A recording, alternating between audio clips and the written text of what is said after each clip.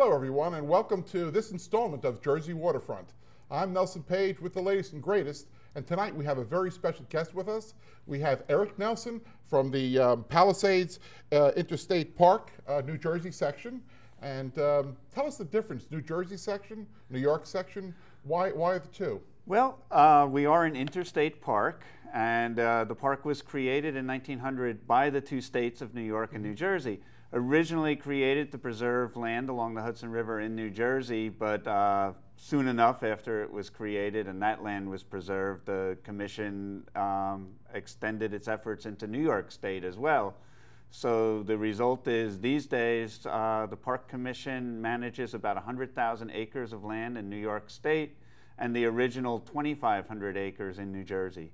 And you're a historical interpreter, so that's correct. And what is that? What do you do as a historical interpreter?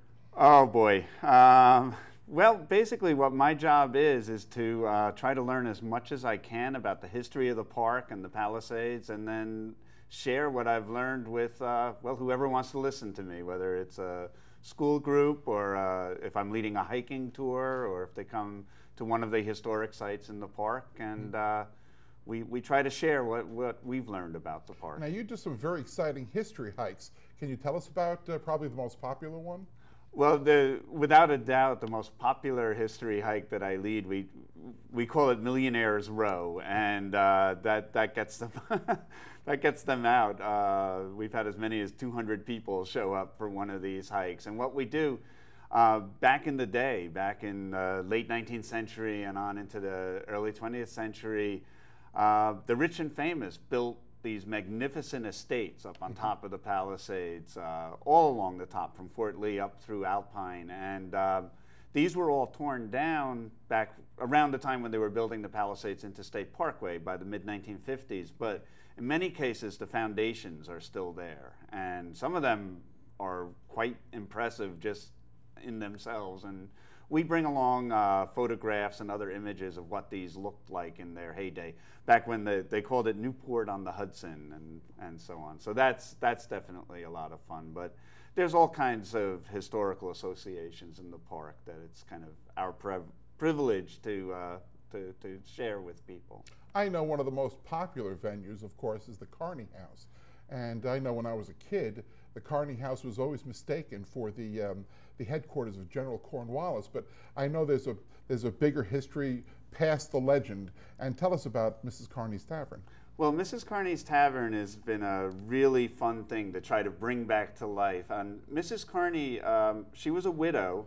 Well, when she moved there, she was married to her second husband, actually, and raising at least 3 children. This is a little house that's on the waterfront in what we call Alpine today. And she ended up, she outlived the second husband also and raised at least 9 children that we know of. And this little house consists of 4 rooms. And probably to help make ends meet, she kept a tavern there for the sailors who would have called that their home port, and for the dock workers and the laborers. And so they would come right down the Hudson, put their schooners off to the side, disembark, come out for a food or other beverage. Some libations. And I mean, taverns were, in 19th century America, I mean, taverns they weren't the bar, although they served that function also, but they were really, you know, a place where you got your news and your gossip and whatever was going on in the world. And most of her customers were probably people she knew. I mean, her own sons worked on these same vessels, and her grandsons and nephews and so on. So it was, but we think it was probably a pretty lively place, and we were having a lot of fun trying to bring that back to life and letting people experience what a Hudson River tavern from, say, the 1840s would have been like, you know, coming off a cold river and warming up by the fire and having a mug of punch and something to eat. I've been to several I events know you there, have. And I'm usually the keeper of the fire. But that's right. You do a wonderful job there. Do you have any, Thank you. Do you have any special events coming up there at the Carney House? Well, May 1st we have an annual event. We call it a shad bake. Shad was one of the most important fishes from colonial, well, actually from Native American America through the colonial days and so on. they spawn in the rivers every year. And when they return to the rivers, and that was fresh meat for the first time after a long winter. And we try to keep this tradition alive by having a shad bake where we actually cook shad. And that will be on May 1st at the Carney House. The one wrinkle this year, the shad aren't doing well. And it's not understood why. It's not the river. The river is cleaner than it's been in many generations.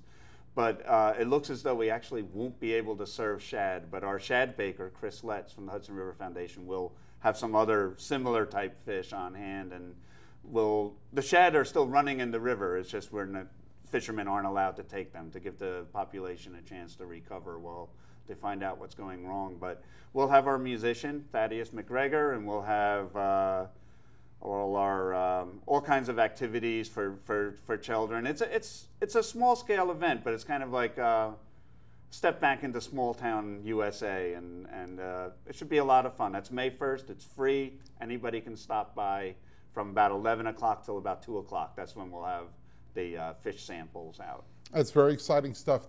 Listen, I really appreciate your time, Eric. I appreciate all your work, and it's going to be exciting. We look to see you May 1st. So remember, folks, this is Carney's Tavern. It's a treat.